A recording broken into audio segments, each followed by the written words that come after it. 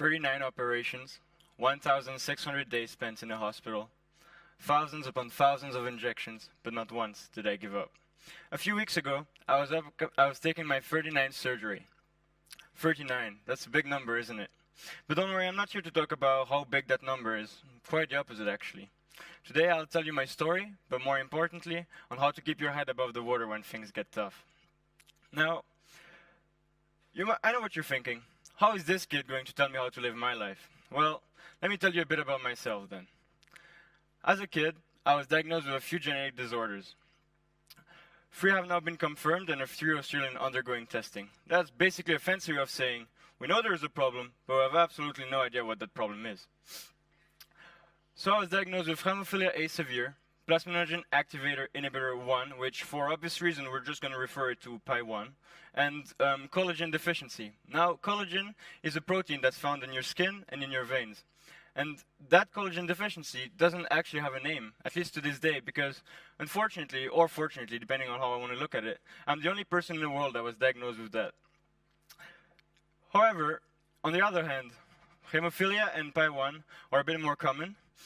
A bit, okay, they're not like famous or anything, but they're a bit more common.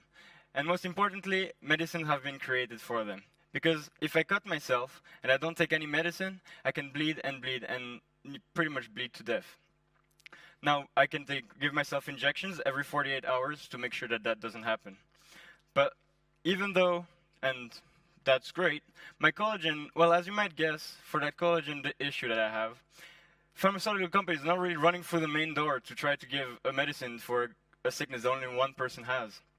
Actually, all I've been able to know about it is that it makes my veins very fragile, which is great to know for someone that has to make injections in his veins every 48 hours. Now, as you might think, it's quite rare to have any of these diseases, let alone all of them at the same time. And actually, I've had more chances of winning the lottery 10 times over than hitting the jackpot of diseases I currently have. There are 2 types of pain. There's mental pain and physical pain. Now, pain is a weird thing. It changes our perspective, how we see our life, our outlook on life, and especially how we live our life. And that's whether it's through mental pain or physical pain, that doesn't matter.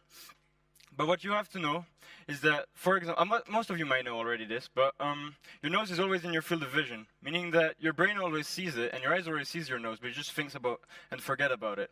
Well, my brain has developed something somewhat similar to that for pain.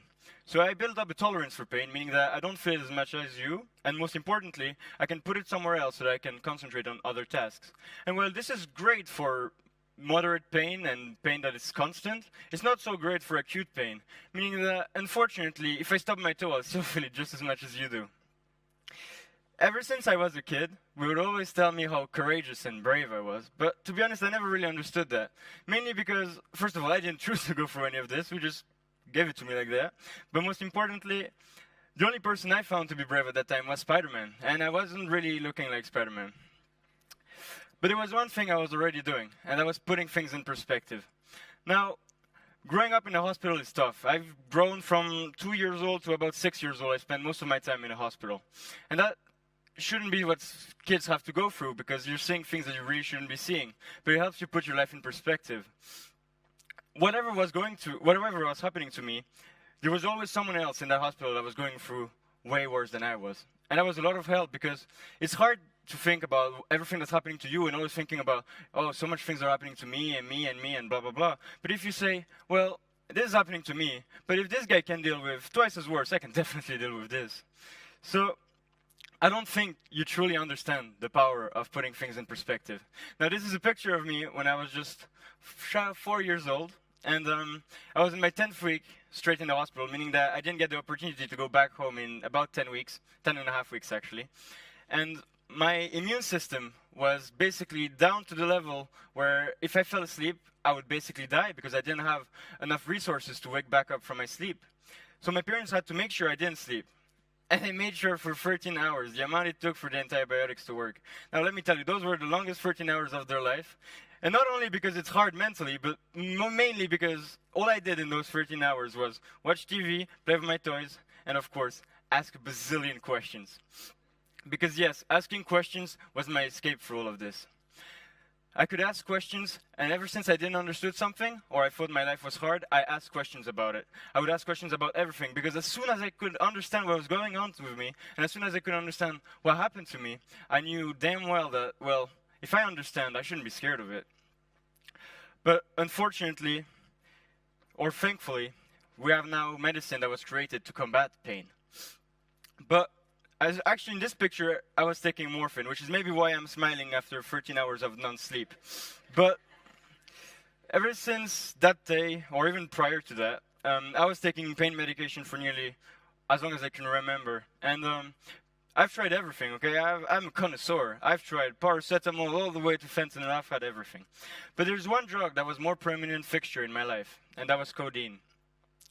So much so that, actually, codeine was such a magical-like thing for me. Because all I had to do was take a few pills and the pain would disappear.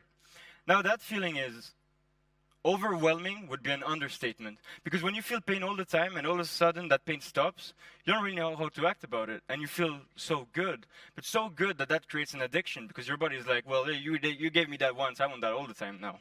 Unfortunately, your body is not supposed to take that much medicine. So I started with 1 pill a day. And then I realized, well, that's not sufficient. I'll just take 2 and 3. And right before entering rehab, I was between 9 and 11 pills a day. And that was about 5 times the daily intake that I was allowed to take. So, as I said, I had to go for rehab. And rehab was a big hit to my ego, okay? I have a big ego, and that was hard for me to understand that I needed it and that I needed the substance to go through my life. But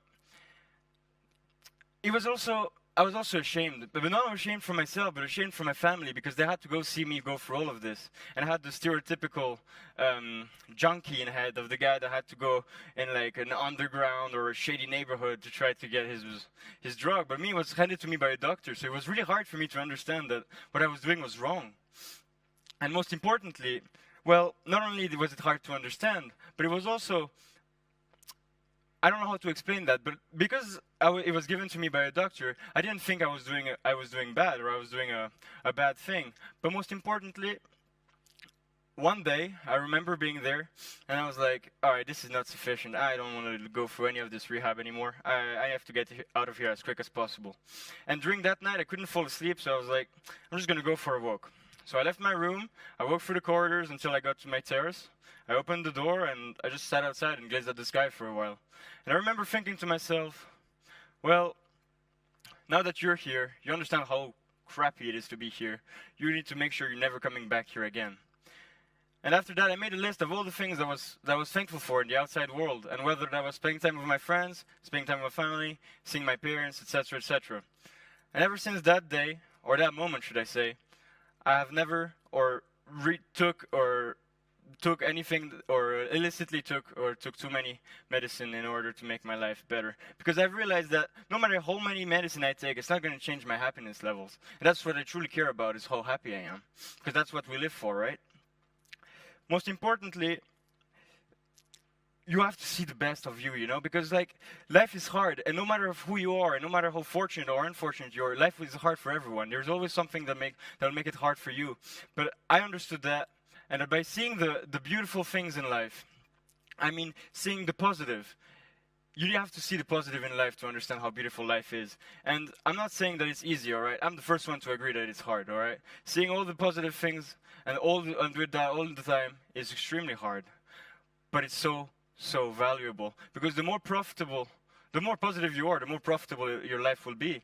And let alone seeing you'll make everyone happier around you, and your presence will be just so much better for everyone else. But that doesn't mean that you should forget about how hard your life is, you know, because don't take me wrong, my life is still somewhat hard. I have to go to the hospital pretty much once a week, depending on how severe my health is.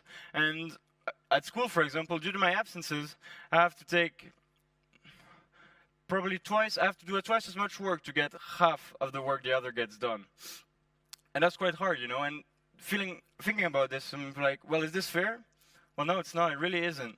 But I can still live. I'm given medication to go through my life and live a beautiful life, and as beautiful as I can. My family is always here to help and to give me all I can to grow as a person. My doctors are always trying to find new medicine for me to have a more profound life and be more willing to get out there and do things I like. But most important out of everything is I wake up every day with that same smile on my face, thinking about how positive my life is. Okay, maybe not on Monday mornings, but I swear I usually do though. Because I know what it feels like when things go south and when just your life is going out of hands and you're sad and you don't understand what's going on. And I know what that feels like, and I'm so thankful that when I'm feeling well, I am feeling well and I'm not half feeling well. It's also, I mean, people always come and tell me how unlucky I am. And I never truly understood that. I thought I was always a very lucky guy. And I would never change a thing about my life. But people would always come and say, look, your life is hard, you're going through this and that. But once again, it's all a question of perspective. And I'm not saying it in a way of seeing the glass half full or half empty, because quite honestly, if I see a glass, I don't ask questions, I just drink the damn glass. But it's more about understanding that how lucky you are and how fortunate and how many people would actually like to go through the life you're living. How many people would exchange that life with yours. So we have to understand that life is hard, and no matter what you're going through, and I'm sure some of you here are going through way worse than I am, but there's always hope, and there's always something positive to look at. So find something positive that motivates you and live your life to the fullest. Thank you.